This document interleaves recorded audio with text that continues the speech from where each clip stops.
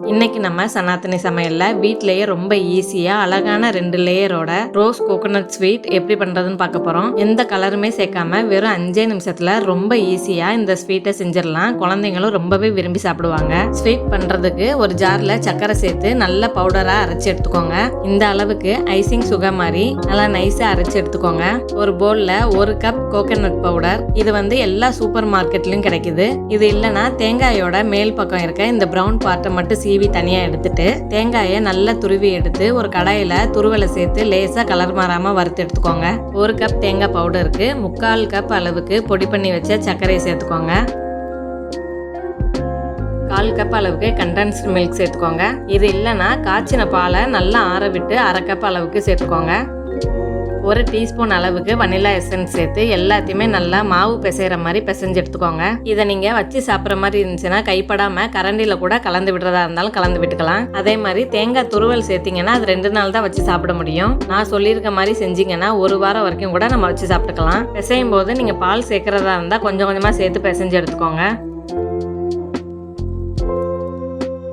நல்லா இந்த அளவுக்கு பிசைஞ்சு எடுத்துட்டு இதை 2ஆ பிரிச்சுக்கோங்க. ஒன்று நம்ம வெள்ளை லேயருக்கு, இன்னொன்று பிங்க் லேயருக்கு.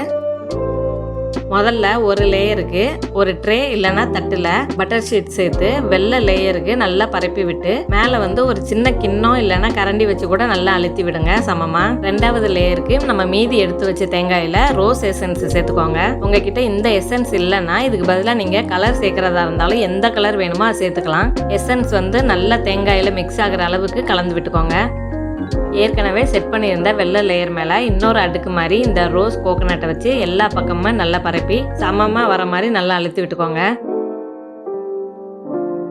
இது செட் ஆகிறதுக்கு குறைஞ்சது 1 மணி நேரத்துலேருந்து 2 மணி நேரத்துக்கு ஃப்ரிட்ஜில் வச்சுருங்க. நான் ஃப்ரிட்ஜில் வச்சதும் நல்லா செட் ஆகிடுச்சு.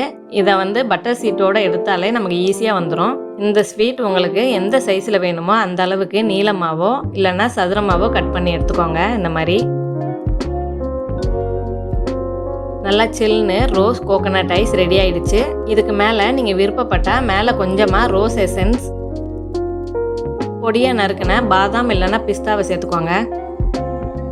காஞ்ச ரோஜா இதழ் இருந்தால் சேர்த்து சில்லுன்னு அப்படியே பரிமாறுங்க. தேங்காயோட இந்த ரோஸ் வாசனையும் டேஸ்ட்டும் சேர்ந்து அவ்வளோ சூப்பராக இருக்கும். குழந்தைங்களுக்கு ரொம்பவே பிடிக்கும், கேட்டு வாங்கி சாப்பிடுவாங்க.